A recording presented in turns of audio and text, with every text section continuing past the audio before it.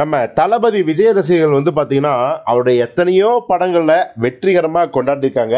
அவருடைய படங்கள் உற்சாகத்தை கொடுத்துருக்குது.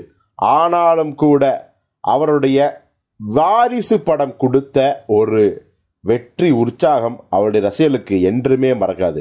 ஏடா இது துப்பாக்கி, கத்தி, மாஸ்டர் இது மாதிரியான எத்தனையோ வெற்றி படங்களை ரசிகர்களுக்கு கொடுத்து அந்த படங்கள்லாம் இப்போ வரைக்கும் பேசப்பட்டு இருக்கு.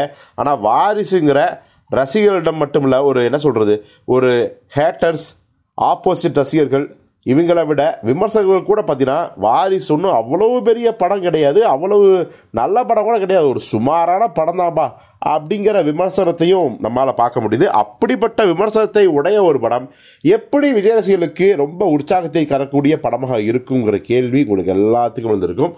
பட் விஜய் ரசிகர்கள் அந்த படத்தை கொண்டாடுறதுக்கு மிக முக்கிய காரணம் தயாரிப்பாளர் தில்ராஜு. ஏன்னா அவர் இந்த வாரிசு படம் எப்போ துணிவோட மோதுது, இல்லை வாரிசு இயக்கணும் அனௌன்ஸ் பண்ணிட்டாங்க, துணிவு வந்து வாலண்டரியாக மோதுச்சு. ஸோ அந்த ஒரு அலப்பறையிலேயே பார்த்தீங்கன்னா தில்ராஜ் அவர்கள் அஜித்தை ரொம்பவே மட்டம் தட்டினார். அஜித்தை விட விஜய் பல மடங்கு உயர சொல்லியிருக்கார், பிஸ்னஸில், செல்வாக்கில், சம்பளத்தில். ஆனால் அஜித் அவர்கள் விஜய் விட பல மடங்கு கீழே தான் இருக்கார் அப்படின்னு கையால் சைகை காட்டி அஜித்தை மட்டம் படுத்த கடுப்பாயிட்டாங்க அஜித் ஃபேன்ஸு. இவங்க ஒரு பக்கம். அடுத்ததாக வாரிசு படத்தோட ஆடியோ லான்ச்சின் போது அடுத்த சூப்பர் ஸ்டார்லாம் கிடையாது, இன்றைக்கே அவர் தான் சூப்பர் ஸ்டாரு, நம்பர் ஒன்னு டான்ஸ் ஆல்ட்ட வந்து விஜயை வாழ்த்தி மிகப்பெரிய உற்சாகத்தை ஏற்படுத்தினார். இதான் ரஜினி செம்ம காண்டாயிட்டாங்க. ஸோ இதில் வந்து ரஜினி ரசிகர்கள் மட்டும் இல்லை, ரஜினியே டென்ஷன் ஆகிற அளவுக்கு அந்த சம்பவம் நடந்துச்சு. அதனால தான் ஒரு ஜெயிலர் படத்தில் காக்கா கதையெல்லாம் சொன்னார் அந்த ஆடியோ லான்ச்சில்.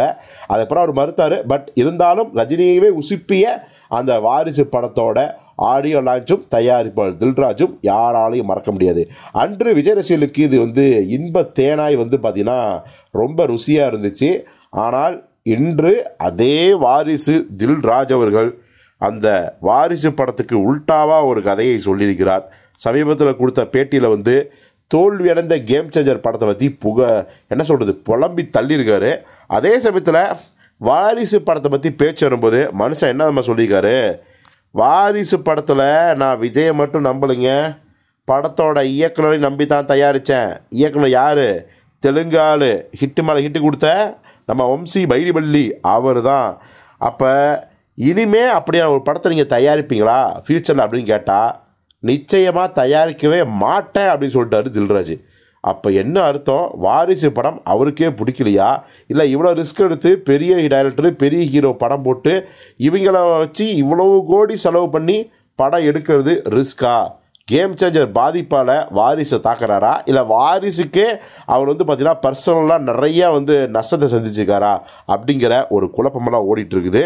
ஸோ இது குறித்து ரஜினி ரசிகர்கள், அஜித் ரசிகர்கள்லாம் எந்த அளவுக்கு உங்களுக்கு மன உளைச்சல் ஏற்படுத்துச்சு அப்படிங்கிறத கமெண்ட்டில் சொல்லுங்கள். விஜய் ரசிகர்கள்லாம் தில்ராஜோட இந்த கருத்துக்கு என்ன காரணம் அப்படிங்கிறதையும் கமெண்ட்டில் சொல்லுங்கள்.